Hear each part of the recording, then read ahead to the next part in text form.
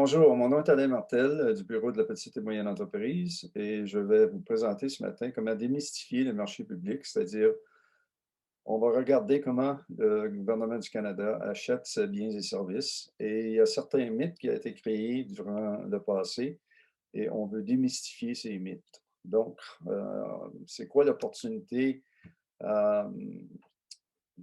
que le gouvernement achète?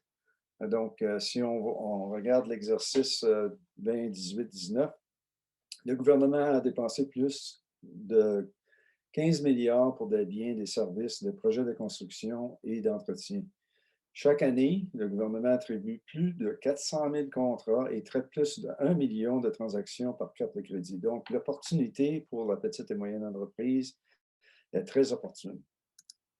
Le premier mythe qu'on regarde, c'est que le gouvernement n'achète pas de biens ni des services auprès des petites et moyennes entreprises. Au contraire, environ 90 des contrats attribués chaque année sont d'une valeur inférieure à 25 000 et les différents ministères achètent, ils font des achats directs auprès des fournisseurs de moins de 10 000 qui représentent un chiffre d'affaires de plus de 500 millions. L'autre mythe, c'est que mon entreprise est trop petite pour vendre des biens et services au gouvernement. En plus d'acheter auprès de grandes entreprises, le gouvernement achète auprès des entreprises solo, des petites entreprises indépendantes, des entreprises locales qui sont établies et des entreprises en démarrage. Et on achète aussi des entreprises moyennes qui sont, pour nous, jusqu'à 500 employés. Le gouvernement n'achète pas ses biens et services d'entreprise comme la mienne. Nous croyons à l'approvisionnement inclusif qui nous dit que tous les fournisseurs doivent avoir une chance égale de faire affaire avec nous. Donc, ça comprend les technologies vertes et propres des entreprises appartenant à des femmes ou dirigées par des femmes, les groupes sous-représentés, les peuples indigènes, les nouveaux Canadiens et les entreprises sociales.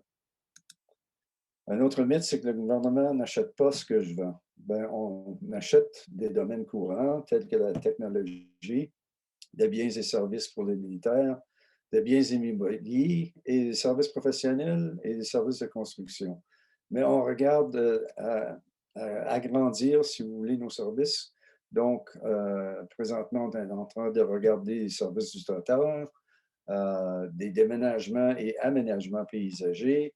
On achète des chiens pour la gendarmerie royale et le toilettage pour le chien, des vêtements pour le service correctionnel, des rideaux de douche, etc. Donc, vous voyez que notre marché est très opportun pour la petite et moyenne entreprise.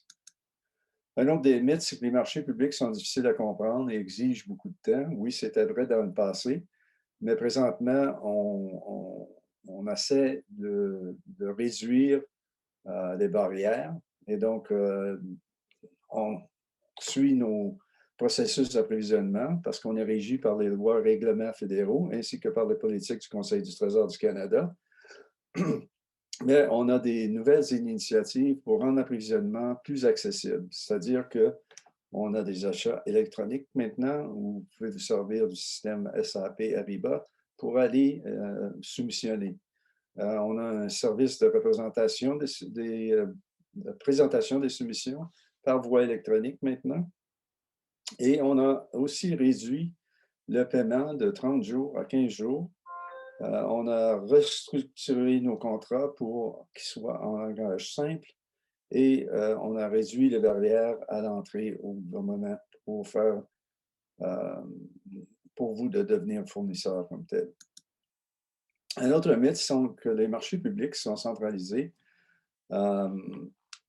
Oui, c'était vrai dans le passé, mais en 2014, on a donné délégation d'autorité à tous les ministères.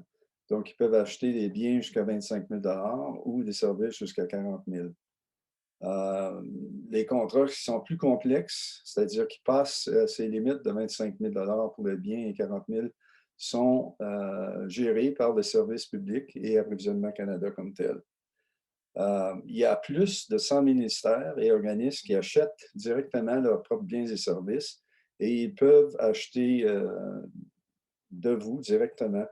Et donc, le marché est très opportun. Vous avez quand même 100 ministère que vous pouvez aller vendre vos biens et services.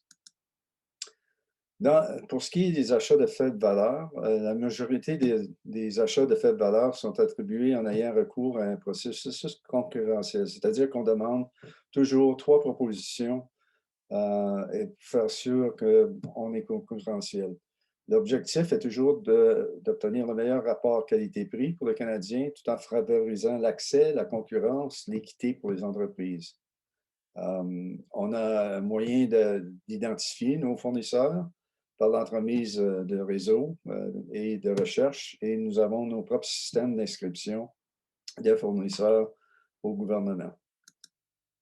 Si vous voulez déterminer ce que vous vendez, vos biens ou services au gouvernement, vous pouvez aller sur notre site achat-et-vente.gc.ca où toutes les opportunités du gouvernement fédéral sont publiées. Et vous pouvez vérifier si on achète vos biens et services. Vous pouvez aussi déterminer qui sont vos concurrents. Vous pouvez vérifier si on offre les biens et services que vous fournissez. Donc, si vous arrivez à les trouver, le gouvernement pourrait être un client potentiel pour vous. Donc, servez-vous du site achat-et-vente.gc.ca et on a aussi des webinaires pour vous aider à comprendre comment naviguer ce site comme tel. On a, comme j'ai parlé tantôt, introduit une nouvelle solution d'achat électronique. Donc, on va faire passer les approvisionnements fédéraux en ligne et on modifie la façon dont il interagit avec les fournisseurs relativement à l'achat et à la vente de biens et services. On a créé un nouveau site qui s'appelle achatcanada.ca qui remplacera achat-et-vente.gc.ca progressivement. Alors, les fournisseurs peuvent s'inscrire, qui sont inscrits dans le système achat et vente, peuvent aussi s'inscrire par invitation dans le nouveau système SAP Ariba à travers Achat Canada. Donc, pendant cette transition, vous pouvez participer à certains appels d'offres par l'intermédiaire de la solution d'achat électronique dans l'outil web SAP Ariba, accessible sur Achat Canada. Chaque processus d'approvisionnement exposera clairement le moyen à utiliser pour présenter votre soumission. Et vous pouvez aussi consulter le calendrier des événements pour les séminaires et webinaires à venir.